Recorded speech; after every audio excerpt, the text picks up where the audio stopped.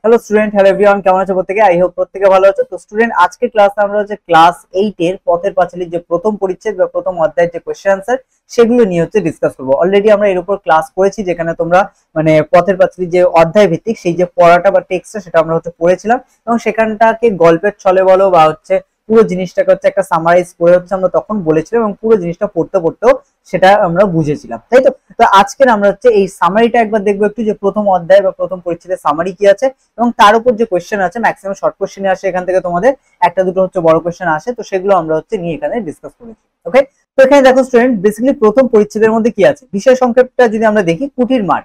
প্রথম পরিচ্ছেদে আমরা দেখেছিলাম যে নিশ্চিন্দপুর গ্রামের কয়েকজন লোক সরস্বতী পুজোর দিন কি করেছিল, তারা বিকেলবেলা গ্রামের বাইরের যে মাঠ আছে সেখানে হচ্ছে নীলকণ্ঠ পাখি দেখতে যাচ্ছিল, এবং তাদের সাথে হচ্ছে ছিল কে, হরিহর এবং তার ছেলে মানে অপু, তাই তো? তো এখানে হচ্ছে হরিহর এবং তার হচ্ছে ছেলে অপু, তারা হচ্ছে তাদের সাথে যাচ্ছিল। সবকিছুতেই বালক অপুর ছিল অসীম আগ্রহ, কারণ তার ছোট মন, তার হচ্ছে সবকিছুতে একটা আলাদা আগ্রহ ছিল। অপু তার 6 বছরের জীবনে প্রথম বাড়ি থেকে এত দূরে এসে চারিদিকে সমস্ত কিছু দেখে অবাক হয়ে গিয়েছিল, তাই প্রশ্নের পর প্রশ্নে সে বাবাকে ব্যতিব্যস্ত করে তুলছিল, এবং কুটির মাঠ দেখার পর বাড়ি ফিরতে তাদের রাত হয়ে গিয়েছিল। তো এই ছিল আমাদের প্রথম পরিচ্ছেদের সার সংক্ষেপ। তো এখানে দেখো, এবার আমরা যদি হচ্ছে এখানে চলে আসি প্রথম কোশ্চেনে, বলেছে পথের পাঁচালী উপন্যাস এর শুরুতে কোন ঋতুর উল্লেখ আছে? তো এখানে পথের পাঁচালী উপন্যাসের শুরুতে শীত ঋতু বা মাঘ মাসের কথা উল্লেখ আছে। যেহেতু ঋতুর কথা বলছে, তাহলে অবশ্যই আমরা হচ্ছে শীত ঋতুর কথা দেবো, কারণ আমরা জানি কি 6টা ঋতু আছে, গ্রীষ্ম, বর্ষা, শরৎ, হেমন্ত এবং শীত ও বসন্ত, তাই তো? এই 6টা ঋতু। তো দেখো তারপরে 2 নম্বর কোশ্চেন কি বলেছে, ছোটদের পথের পাঁচালী রচনাটি কার লেখা? তো এটা ছোটদের পথের পাঁচালী রচনাটি বিভূতিভূষণ বন্দ্যোপাধ্যায়ের লেখা। আচ্ছা, এখানে কিন্তু আরেকটা কোশ্চেন তোমাদের একটু টেক্সটের বাইরে বলতে পারো, আসতে পারে, সেটা হলো ছোটদের পথের পাঁচালী বইটির সিনেমার বা হচ্ছে তোমাদের চলচ্চিত্রে কে পরিচালনা করেন? ঠিক আছে, তো এখানে মনে রাখতে, এই যে উপন্যাসটা তার চলচ্চিত্র কিন্তু প্রকাশ করেছিল বা চলচ্চিত্র হচ্ছে তৈরি করেছিল আমাদের সত্যজিৎ রায়। ওকে, তো এখানে এটাও মনে রাখতে হবে, তাহলে রচনাটা কার? বিভূতিভূষণ বন্দ্যোপাধ্যায়, কিন্তু চলচ্চিত্রে কে প্রকাশ করেন? সত্যজিৎ রায়। তারপরে চলে আসি আমরা পরে 3, অপু গ্রামের বাইরে বাবার সঙ্গে কোন পাখি দেখতে গিয়েছিল? তো অপু গ্রামের বাইরে বাবার সঙ্গে নীলকণ্ঠ পাখি দেখতে গিয়েছিল। কোন দিন গিয়েছিল যদি বলা হয়, তাহলে এটা খেয়াল রাখতে হবে, সরস্বতী পুজোর দিন। অপুর গ্রামের নাম কি ছিল? অপুর গ্রামের নাম বা অপুদের গ্রামের নাম কি ছিল? নিশ্চিন্দপুর। অপু কোন দিন পাখি দেখতে গিয়েছিল? তো একটু আগে আমি বললাম, তো এটা সরস্বতী পুজোর দিন পাখি দেখতে গিয়েছিল। অপুর বয়স কত ছিল? অপুর বয়স তখন 6-7 বছর। তারপরে হচ্ছে পথে যেতে যেতে অপু কোন প্রাণী দেখেছিল? পথে যেতে যেতে অপু খরগোশ দেখেছিল। মনে আছে আমাদের সেই গল্পটা, যে খরগোশ হচ্ছে বনের মধ্যে থেকে, মানে পাশের যে হচ্ছে ভেরির নিচে যে মাঠের জায়গা ছিল সেখান থেকে একটু একটু করে যাচ্ছিল এবং উঁকি মেরে মেরে দেখছিল, তাই না? নবীন পালিত মহাশয় মাঠের উত্তর অংশের জমিতে কি চাষ করেছিল? তো নবীন পালিত মহাশয় মাঠের উত্তর অংশের জমিতে শাক আলু চাষ করেছিল। কোন বাজারে দুধের গোয়ালদারি আছে? এখানে কি গোয়ালের, ঠিক আছে, দুধের যে গোয়ালদারি, অ্যাকচুয়ালি যারা হচ্ছে দুধের দোকান নিয়ে বসে, ঠিক আছে, তাদের বলা হয়। তো দুধের গোয়ালদারির দোকান পুড়েছিল, তো আসুরের বাজারে দুধের গোয়ালদারির দোকান পুড়েছিল। তারপরে বলেছে কোন ফলে হাত চুলকে ফোসকা হবে? তো আলকুশি ফলে হাত চুলকে ফোসকা হবে, এটা কে বলেছিল? তার বাবা হচ্ছে হরিহর বলেছিল, অপুর বাবা। অপু কোন মাঠে নীলকণ্ঠ পাখি দেখতে গিয়েছিল? তো এখানে অপু হচ্ছে কুটির মাঠে নীলকণ্ঠ পাখি দেখতে গিয়েছিল। তারপরে আলকুশি কি? তো বনে জঙ্গলে গজে ওঠা এক ধরনের জঙ্গলি গাছ, শুয়ো বা বলতে পারি আমরা রোম, ঠিক আছে, এর গায়ে যে রোম থাকে সেই রোম ফুটে গেলে জ্বালা করে এবং হাতে পায়ে হচ্ছে লাগলে চুলকানি হয় ও ফোসকা পড়ে, ঠিক আছে। এই আলকুশি এক ধরনের বলতে পারো তোমরা সেই বিচুটি পাতা শুনেছো, তো অনেকটাই বিচুটির মতোই এটা। তারপরে হচ্ছে নিশ্চিন্দপুরের লোক কখন নীলকণ্ঠ পাখি দেখতে যাচ্ছিল? তো এটা সরস্বতী পুজোর বিকেলে হরিহর ও অপু সহ নিশ্চিন্দপুরের কয়েকজন লোক নীলকণ্ঠ পাখি দেখতে বেরিয়েছিল। নিশ্চিন্দপুরের কয়েকজন লোক কবে গ্রামের বাইরে মাঠে নীলকণ্ঠ পাখি দেখতে গিয়েছিল? তো দেখো একই কোশ্চেন বারবার রিপিট হচ্ছে, এটা হচ্ছে রিপিট করার দরকার নেই, তো বুঝতেই পারছো তোমরা এটা সরস্বতী পুজো। তো তারপরে দেখো হচ্ছে অপু কোন বইয়ে খরগোশের ছবি দেখেছিল? তো অপু হচ্ছে বর্ণ পরিচয় বইতে খরগোশের ছবি দেখেছিল।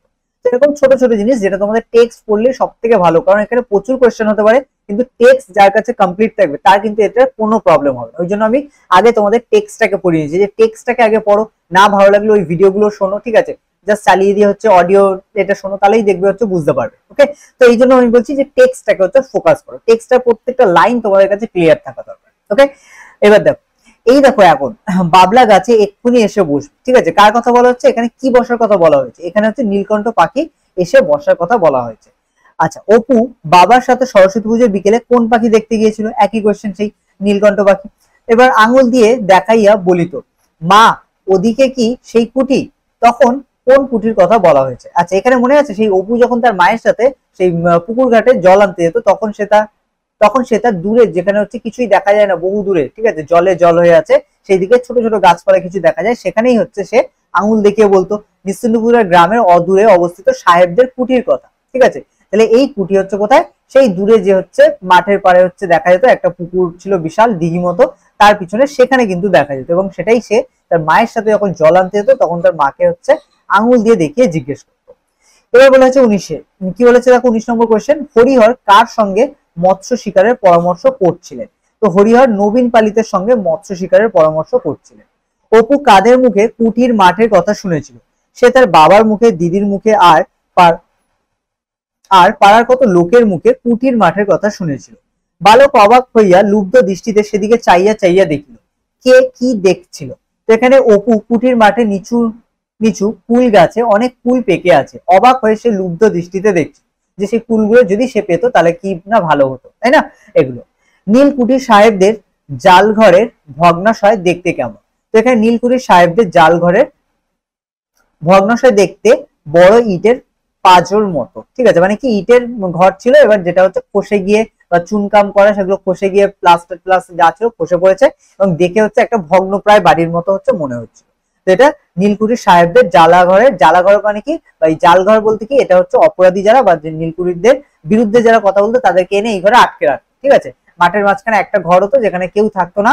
ঠিক আছে, ওখানে তোমার আলো নেই, বাতাস নেই, খাবার নেই, দাবাদের কিছু নেই, এরকম জায়গায় হচ্ছে আটকে রাখা হতো এদের। ঠিক আছে, এটাকেই বলা হয় জালঘর। আচ্ছা, নিশ্চিন্তপুর গ্রামের বাইরে নদীর ধারের মাঠটি কি নামে পরিচিত? নিশ্চিন্তপুর গ্রামের বাইরের নদীর ধারের মাঠটি কুঠির মাঠ নামে পরিচিত। তারপরে দেখো জীবন্ত খরগোশ দেখে অপুর মনোভাব কেমন ছিল? তো প্রথমবার খরগোশ দেখে অপু ভীষণ উত্তেজিত হয়েছিল। এর আগে সে বইয়ের ছবিতে খরগোশ দেখেছিল, কিন্তু এখন সে একেবারে হচ্ছে কান খাড়া সত্যিকারের খরগোশ হচ্ছে নিজের চোখে দেখছে। ঠিক আছে, তো এটা দেখে অপুর মনোভাব কেমন ছিল? সে ভীষণ খুশি ছিল, এবং এটা দেখার জন্য সে আরো বেশি উৎফুল্ল হয়েছিল। ঠিক আছে, আচ্ছা, ইটের পাজার মতো জিনিসটি কি? তো ইটের পাজার মতো মানে ইটের পাজরের মতো জিনিসটি আসলে কি? নীলকুঠিদের জাল ঘরের ভগ্নাবশেষ বা জাল ঘরের ভগ্ন অবস্থা। সেকালের কুঠিটা প্রাগৈতিহাসিক যুগের অতিকায় হিংস্র জন্তুর কঙ্কালের মতো। ঠিক আছে, এখন দেখে যেহেতু অনেক বড় ছিল ওটা, তো মানে জেল বলতে পারো এক কথায়। ঠিক আছে, তবে আগেকার সময় তো আলাদা করে এখনকার মতো যেরকম পুলিশ স্টেশন, জেল এরকম তো ছিল না। তো ওই সময় ওরা কি করতো, এইরকম এক একটা ঘর তৈরি করে রাখতো মানুষদের শাস্তি দেওয়ার জন্য। ঠিক আছে, আচ্ছা, তো এখানে কি বলা হয়েছে যে নিশ্চিন্তপুরের গ্রামের অতি দূরে অবস্থিত সাহেবদের কুটি, অর্থাৎ ইংরেজদের নীলকুঠির কথা বলা হয়েছে। স্থানীয় লোকেরা একে কুঠির মাঠ বলে। তাহলে এই মাঠে যেহেতু কুঠির আছে তাই এটাকে বলা হয় কি কুঠির মাঠ। তারপরে দেখো 27 নম্বর, বালক অবাক হইয়া চারিদিকে চাইয়া চাইয়া দেখিতেছিল। কোন বালক কি দেখিতেছিল? তো এখানে বালক বলতে অপুর কথা বলা হয়েছে। তাহলে এখানে বালক অপু চারিদিকে চেয়ে চেয়ে দেখছিল। তার 6 বছরের জীবনে প্রথম সে বাড়ি থেকে এত দূরে নীলকুঠি মাঠ দেখতে এসেছিল, এবং তাই সে অবাক হয়ে সবকিছু হচ্ছে দেখছিল, যে হচ্ছে এত দূরে চারিদিকে কোথায় কি আছে। তাছাড়া হচ্ছে আরো সে আস্তে আস্তে খরগোশ দেখেছিল, তো সেই কারণে তার মধ্যে একটা বিস্ময় কাজ করছিল, যে কারণে সে চারিদিকে চাইয়ে চাইয়ে হচ্ছে দেখছিল। ইহাই ছিল তাহার জগতের সীমা। অপুর জগতের সীমা কত দূর ছিল? তো এখানে আমরা হচ্ছে টেক্সটেও পড়েছিলাম এটা বারবার, যে অপুর জগতের সীমা ছিল নেয়ারাদের বাড়ি, নিজেদের বাড়ির সামনেটা, আর বড়জন রানু দিদিদের বাড়ি। তো এর মধ্যেই হচ্ছে ওরা ঘোরাফেরা করতে, এর থেকে বেশি দূরে যেত না। ওকে, তো এই হচ্ছে আমাদের প্রথম অধ্যায় থেকে হচ্ছে কিছু আমাদের কোয়েশ্চেন আনসার যেগুলো আসতে পারে মোটামুটি।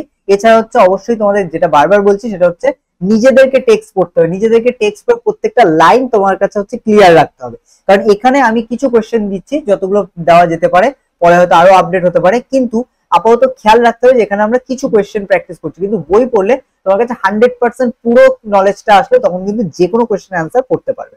ঠিক আছে, তো স্টুডেন্ট আজকের ক্লাস আমরা এখানেই শেষ করবো। দেখা হচ্ছে তোমাদের সাথে পরবর্তী ক্লাস।